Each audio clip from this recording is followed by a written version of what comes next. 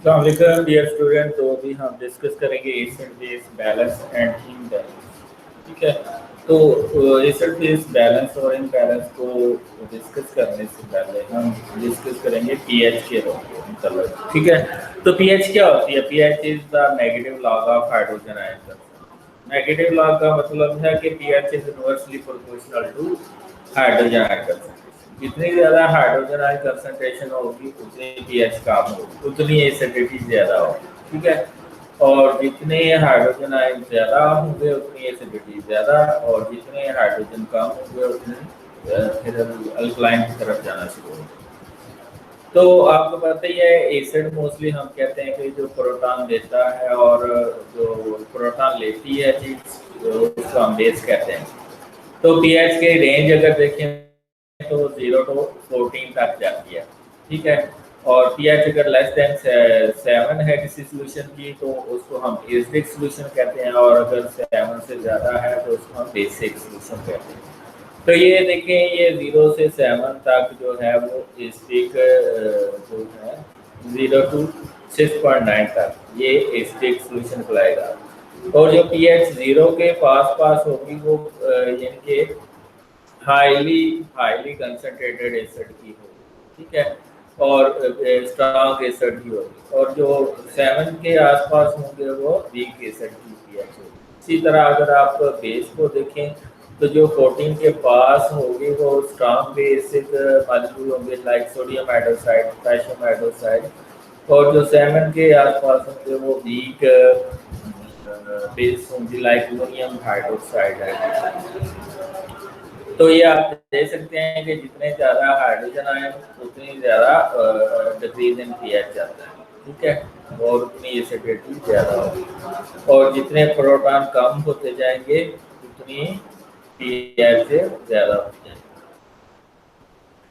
तो एसिड को हम कहते हैं जो प्रोटॉन डोनर होता है, और बेसिस जो होती हैं प्रोटॉन एक्सेप्ट होती हैं या गिव करती हैं हाइड्रोक्सिल आयन इन सॉल्यूशन। तो अगर ये प्रोटॉन जल्दी प्रोड्यूस हो जाते हैं या हाइड्रोक्सिल आयन जल्दी प्रोड्यूस हो जाते हैं सॉल्यूशन के अंदर तो वो स्ट्रॉन्ग एसिड या स्ट्रॉन्ग बेस कहलाएंगे। ठीक है। और वीकली अगर डिसोसिएट होता है तो वो वीक एसिड या वीक बेस कहलाती है। अगर प्रोटॉन देर से निकलते हैं तो वो वीक एसिड होगा, और अगर हाइड्रोक्सिल आयन देर से निकलते हैं तो वो वीक बेस होगा like ammonium hydroxide. The body and pH homeostasis of pH is tightly controlled. Extracellular fluid जो pH होती है वो 7.4 के अराउंड होती है, और ब्लड की pH अगर देखें तो वो रेंज होती है 7.35 to 7.45, और सर्वाइवल रेंज जो है वो 6.8 से लेके 8 तक है। अगर 6.8 से pH कम हो जाएगी डेथ हो जाएगी, और अगर 8 से ज़्यादा हो जाएगी तब भी डेथ हो जाएगी। तो एसिडोसिस क्या होती है? अगर पीएच ब्लड की 7.35 से कम हो रही है तो एसिडोसिस, वो रेस्पिरेटरी एसिडोसिस हो सकती है और मेटाबॉलिक एसिडोसिस हो सकती है। और अल्कोसिस अगर पीएच ब्लड की 7.45 से बढ़ जाएगी। ठीक है। वो रेस्पिरेटरी अल्कोसिस हो सकती है या मेटाबॉलिक अल्कोसिस हो सकती है।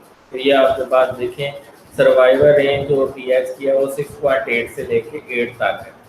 ठीक है। और नॉर्मल रेंज भी है 7.35 टू 7.45 सर्वाइवल रेंज दिखाई गई है।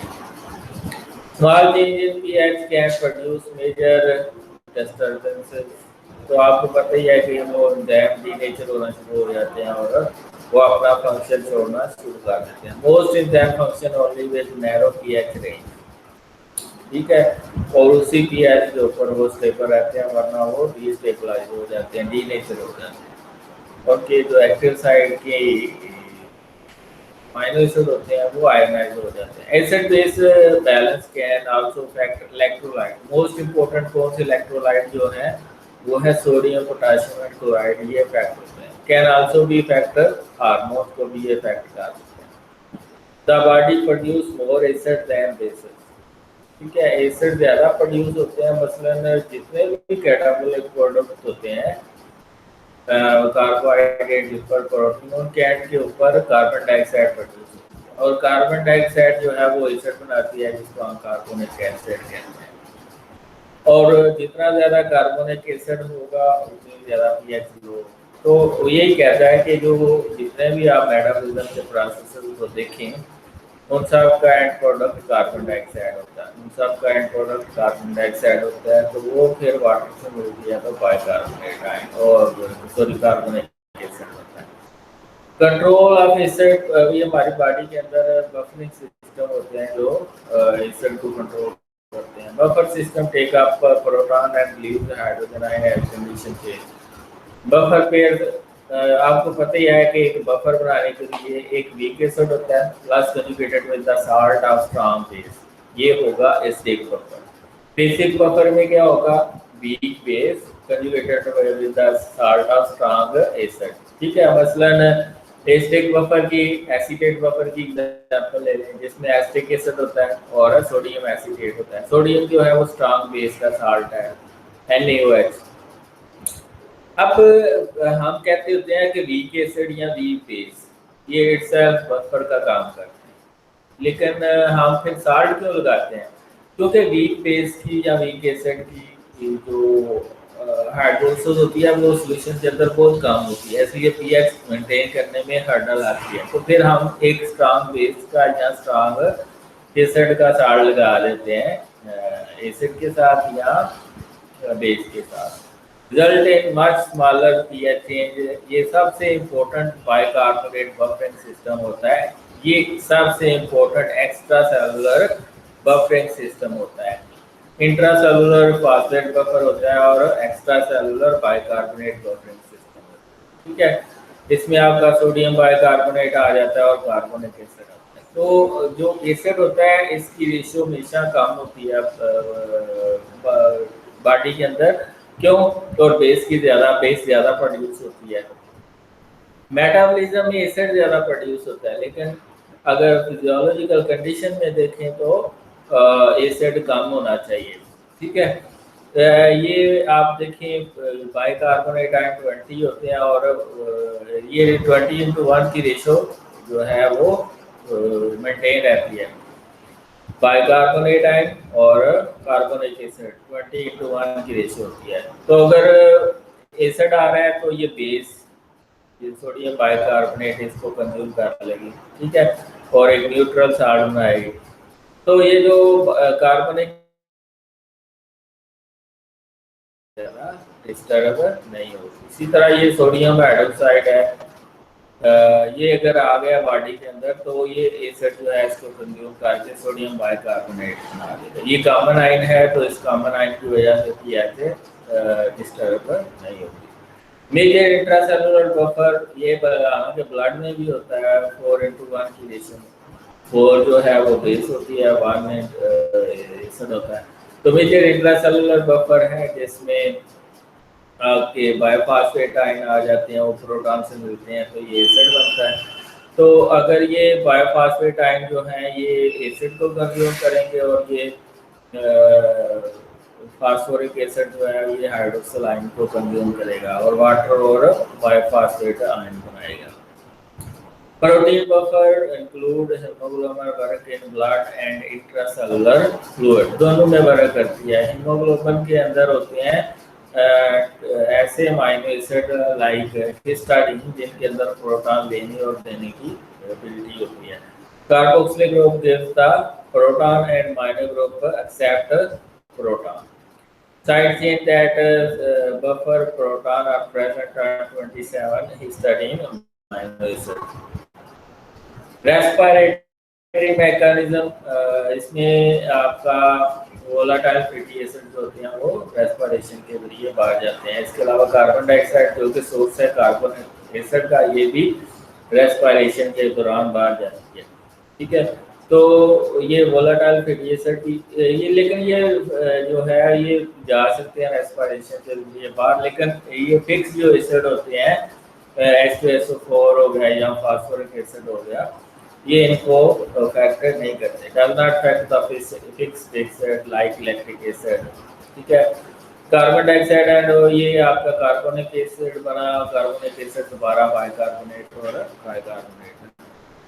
ठीक है, तो ये जो है ये जो लैक्टिक एसिड है ये भी फिक्स्ड एसिड है, और दूसरे एसिड जो होते हैं वो भी फिक्स्ड होते हैं, ये फिक्स्ड एसिड नहीं है। Body pH can be adjusted by changing the rate and depth of breathing, इसको हम आगे डिस्कस करेंगे। तीसरा सिस्टम है हमारा किडनी का बफरिंग सिस्टम, ठीक है।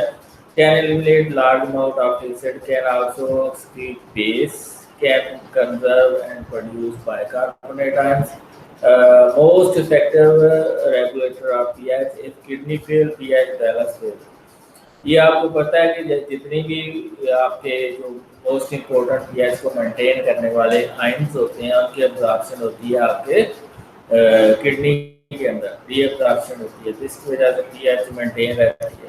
बाज़ औक़ात अगर पीएच डिक्रीज हो गई है तो जो आपकी किडनी है वो ज़्यादा से ज़्यादा प्रोटॉन यूज़ करती है और बाइकार्बोनेट आयन ज़्यादा से ज़्यादा कंजर्व करती है।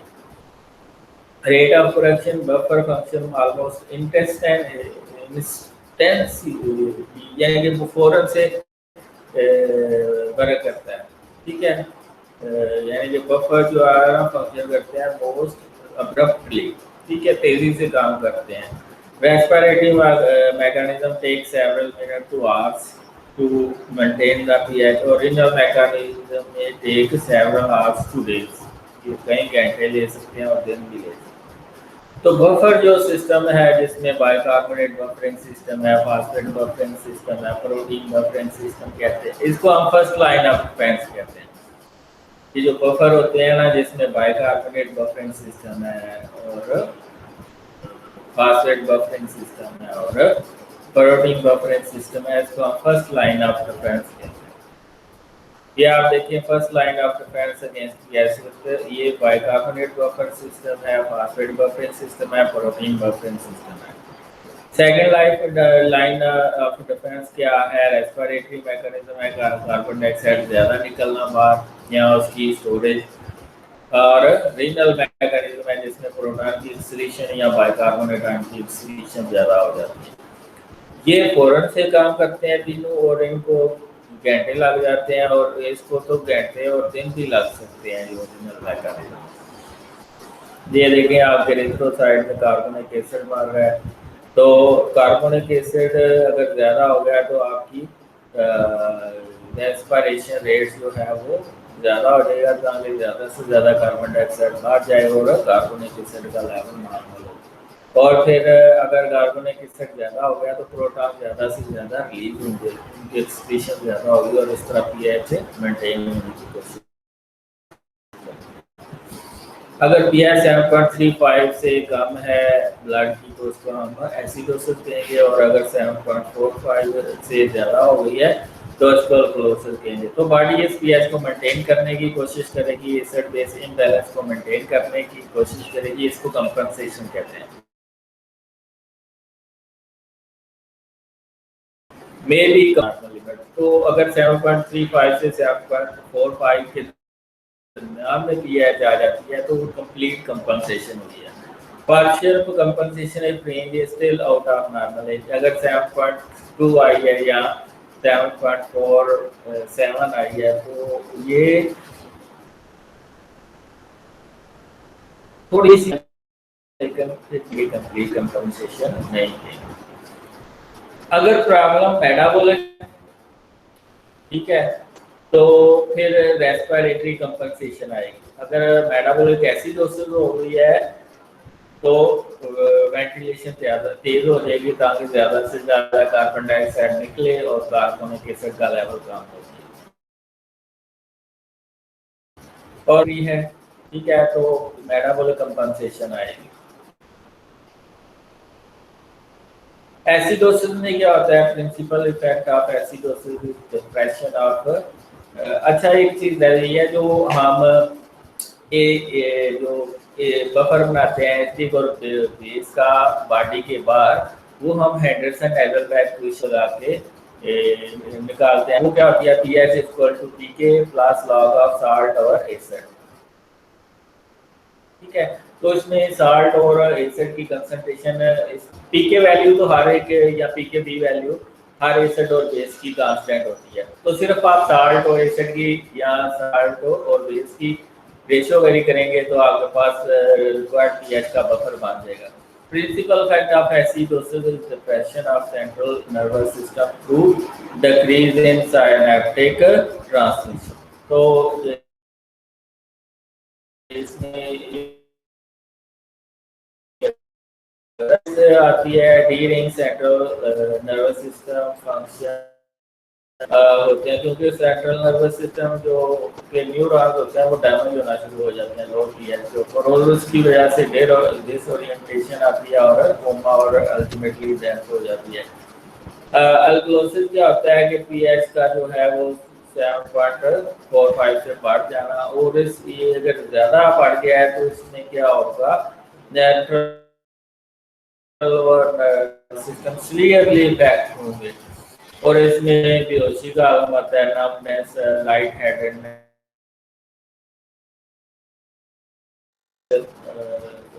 मसल स्पाम्स, मसल हो जाते हैं, मसल तो झटके लगना बहुत सा तो ये देखिए एक्यूमुलेशन ऑफ एसिड में क्या होगा,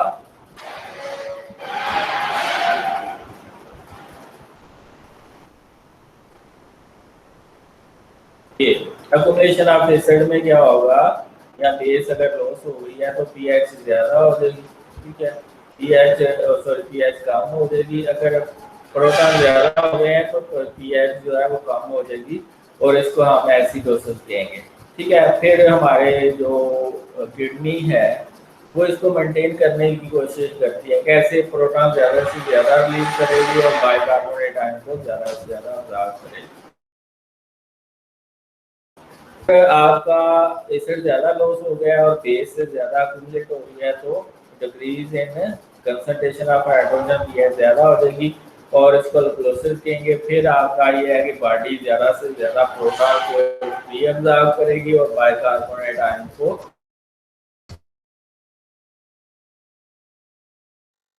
हाइपोवेंटिलेशन, कार्बन डाइऑक्साइड की ज्यादा स्टोरेज होती है और वो कार्बोनिक एसिड में चेंज होता है। तो एसिड की केस में क्या होता है कि रेस्पिरेशन रेट तेज हो जाता है और अल्कोहोलिक की केस में स्लो हो जाता है। रेस्पिरेटरी एसिडोसिस में क्या होता है कि जो आपका partial pressure of carbon dioxide है वो 45 mm ऑफ Hg से बहुत ज्यादा बढ़ जाता है, ठीक है। ये आपका जो पार्शियल प्रेशर है कार्बन डाइऑक्साइड का वो 45 ऑफ Hg से काफी बढ़ जाता है, जिसको हम हाइपर कैप्निया कहते हैं कि high level of carbon dioxide in blood, ठीक है। और इसमें क्रोनिक कंडीशन की वजह से होता है depression of respiratory centres in brain that control the breathing rate, drugs और head trauma, process of respiratory of chest muscle, emphysema यानी कि एक ऑक्सीजन की डेफिशिएंसी हो जाना। रेस्पिरेटरी एसिडोसिस में एक्यूट रेस्पिरेटरी डिस्ट्रेस सिंड्रोम हो जाता है, पल्मोनरी एडिमा हो जाता है, और न्यूमोथोरेक्स यानी कि ये सारी डिजीजेज आ जाती हैं, न्यूमोनिया लाइक सिम्टम्स आती हैं। Compensation for respiratory acidosis, kidney eliminate hydrogen ion and retain bye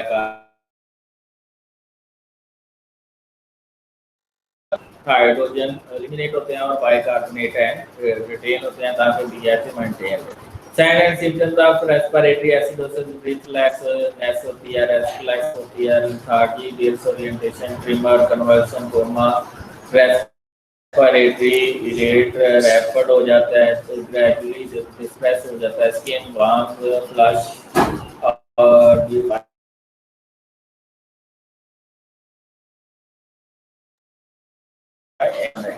ठीक है। तो जब तो कार्बन डाइऑक्साइड ज्यादा होती है वो कार्बोनिक एसिड बनाती है ज्यादा, फिर बाइकार्बोनेट आयन ज्यादा टेंशन होती है किडनी में और इस तरह पीएच मेंटेन होती है। ट्रीटमेंट इसकी क्या है, रिस्टोर वेंटिलेशन, और इसमें लैक्टेट देते हैं। लैक्टेट क्या करता है, आपके लिवर के अंदर बाइकार्बोनेट आयन बनाता है, हीट अंडरलाइन डिस्फंक्शन आर्ट होती है। ये देखें, ये आपके पास एक डायग्राम है,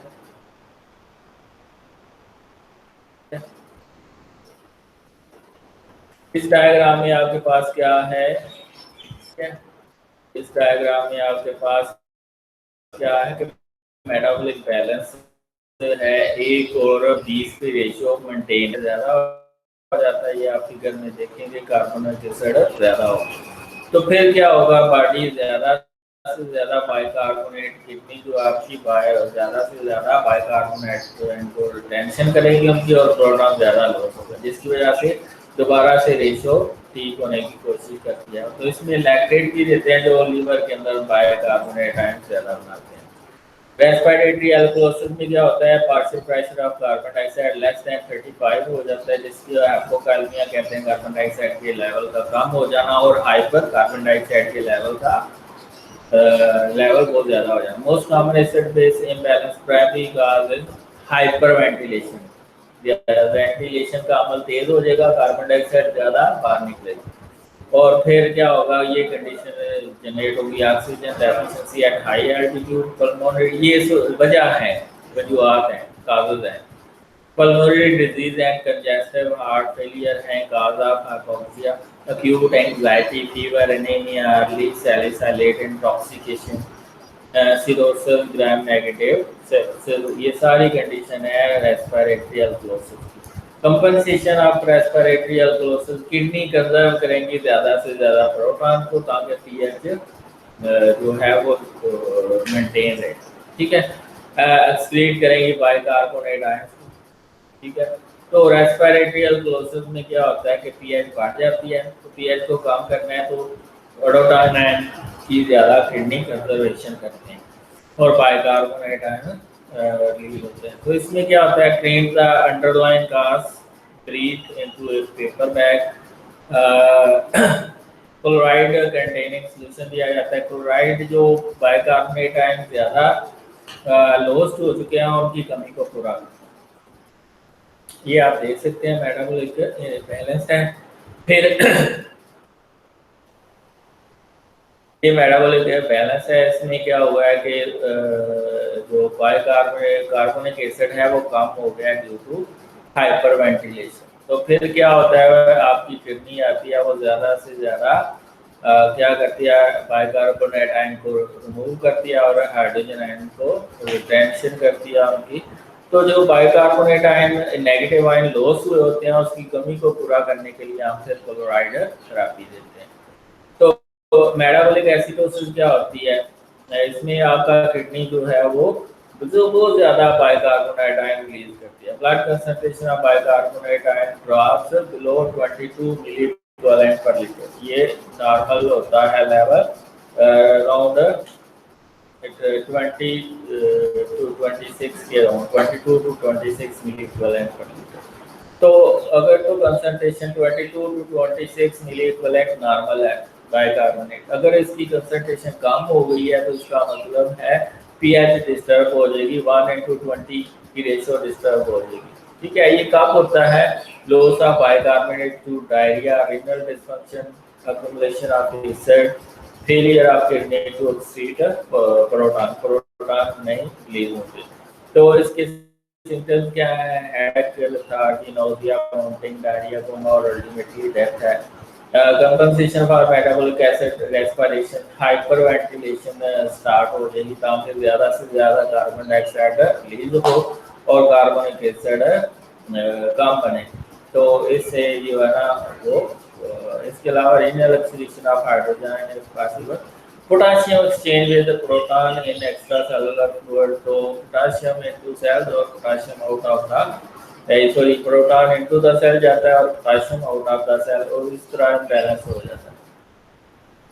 इसमें भी लैक्टेट थेरेपी देते हैं ताकि बाइकार्बोनेट आपके लीवर के अंदर जाके बने। ये आपके पास मेटाबॉलिक बैलेंस है ऊपर वाले सेक्शन में। बी सेक्शन में अगर आप देखें तो इसमें मेटाबॉलिक एसिडोसिस हो गया है, ठीक है। मेटाबॉलिक एसिडोसिस, इसमें बाइकार्बोनेट आपकी किडनी ने बहुत ज़्यादा रिलीज कर दी है, तो फिर क्या होगा, वेंटिलेशन तेज हो जाएगी ताकि कार्बन डाइऑक्साइड ज़्यादा से ज़्यादा रिलीज हो और कार्बोनिक एसिड कम बने, तो इस तरह पीएच मेंटेन। इसके अलावा लैक्टेट थेरेपी भी देते हैं जो बाइकार्बोनेट की कंसंट्रेशन है ज़्यादा कर देती है।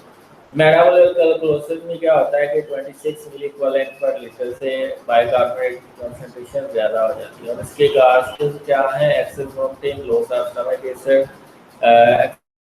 excessive use of alkaline drugs like acetazolamide, certain diuretics, endocrine disorder, heavy ingestion of antacid like आप लेते हैं डिफरेंट सिरप्स जिसमें मेट्राजोल या एसोमेट्राजोल होता है, तो ये पीएच को क्या कर देता है, अल्कलाइन कर देता है। सीवियर डिहाइड्रेशन की वजह से भी हो सकता है। कंपनसेशन क्या होगा, हाइपोवेंटिलेशन स्टार्ट हो जाएगी। हाइपोवेंटिलेशन यानी कि ज़्यादा से ज़्यादा कार्बन डाइऑक्साइड की रिटेंशन होगी, और जब ज़्यादा से ज़्यादा कार्बन डाइऑक्साइड की रिटेंशन होगी तो क्या होगा, पीएच मेंटेन होने की, जब ज़्यादा से ज़्यादा कार्बन डाइऑक्साइड अंदर रहेगी, कार्बोनिक एसिड ज़्यादा बनेगा, कार्बोनिक एसिड ज़्यादा बनेगा, पीएच फिर डिक्रीज होना शुरू हो जाएगी। अल्कोसिस most commonly occur reason the renal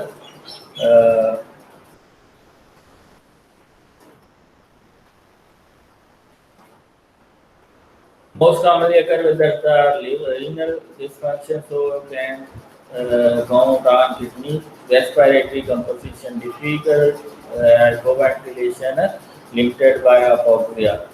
symptoms of metabolic अल्कोसिस क्या है, रेस्पिरेशन रेट स्लो हो जाता है, शैलो हो जाता है, हाइपर एक्टिव रिफ्लेक्सेस, टिटेनिंग यानी कि मसल हार्ड हो जाते हैं, for related to the depth of depletion of electrolyte में सोडियम पोटेशियम वगैरह कम हो जाते हैं, आर्ट्रियल टैकिकार्डिया ये भी कंडीशन है, डिसरिथमिया यानी कि आपका रिस्पॉन्स बॉडी का कम हो जाता है सेंट्रल नर्वस सिस्टम और हार्ट के अगेंस्ट। ट्रीटमेंट ऑफ मेटाबॉलिक अल्कोसिस क्या है, इलेक्ट्रोलाइट देते हैं जो रिलीज हो जाते हैं मेटाबॉलिक अल्कोसिस में, इसके अलावा क्लोराइड आप देते हैं ताकि नेगेटिव आयन जो रिलीज हुए हैं उनकी कमी पूरा हो जाए। ट्रीट अंडरलाइन डिसऑर्डर, तो ये आपके पास मेटाबॉलिक बैलेंस है, ऊपर वाली फिर मेटाबॉलिक अल्कोसिस है। मेटाबॉलिक अल्कोसिस में क्या बाइकार्बोनेट आयन जो है ज़्यादा हो गए, ठीक है, due to the loss of chloride and or excess ingestion of sodium bicarbonate, ठीक है। बॉडी कंपनसेशन करती है, कैसे कंपनसेशन होगी, कार्बन डाइऑक्साइड की हाइपोवेंटिलेशन हो जाएगी, ब्रीथिंग रेट कम हो जाएगा, कार्बन डाइऑक्साइड ज़्यादा होगी तो कार्बोनिक एसिड ज़्यादा बनेगा, इस तरह पीएच जो है वो कम हो जाएगी और इस तरह आपका कंपनसेशन हो जाएगा। Diagnosis of acid base imbalance कैसे करेंगे, note whether the pH is low और हाई, तो इसको आप डिफरेंट डिवाइसेस से चेक करते हैं, पीएच मीटर से हो गया या पेपर से। Decide which value of partial, तो इसमें हम जो partial pressure of carbon dioxide और ऑक्सीजन का चेक करते हैं और उससे हमें पता चल जाएगा कि प्रॉब्लम जो है रेस्पिरेटरी है या प्रॉब्लम मेटाबॉलिक है, और बाइकार्बोनेट आयन का लेवल भी चेक करेंगे। Decide which value of partial pressure of carbon dioxide bicarbonate ion concentration outside the normal range and could be the cause of the problem. अगर bicarbonate ज़्यादा है तो उसका मतलब है प्रॉब्लम मेटाबॉलिक हो सकती है, और अगर partial pressure of carbon dioxide ज़्यादा हो गया या कम हो गया तो ये रेस्पिरेटरी प्रॉब्लम हो सकती है। If the cause is the change in partial pressure of carbon dioxide, the problem is respiratory, and if the cause is bicarbonate, the problem is metabolic. Look at the value that does not correspond to the conserved pH change. If it is inside the normal range, there is no compensation occurring. If it is outside the normal range, the body is partially compensated for the normal. अगर वो fully compensate कर देता है, ये एक आपके पास condition है जिसमें pH 7.3 है, बाइकार्बोनेट नॉर्मल है, यानी बाइकार्बोनेट थोड़े से कम है, 22 to 26 नॉर्मल है, और partial pressure of carbon dioxide भी 32 है, नॉर्मल क्या होता है 35 to 45, तो इसमें बाइकार्बोनेट आयन कम है, तो इसका मतलब है मेटाबॉलिक प्रॉब्लम है, ठीक है। और फिर आपकी किडनी उसको कंपनसेशन की और थोड़ी आपकी लंग्स जो है कंपनसेशन की कोशिश कर रहे हैं, ठीक है। तो मेटाबॉलिक एसिड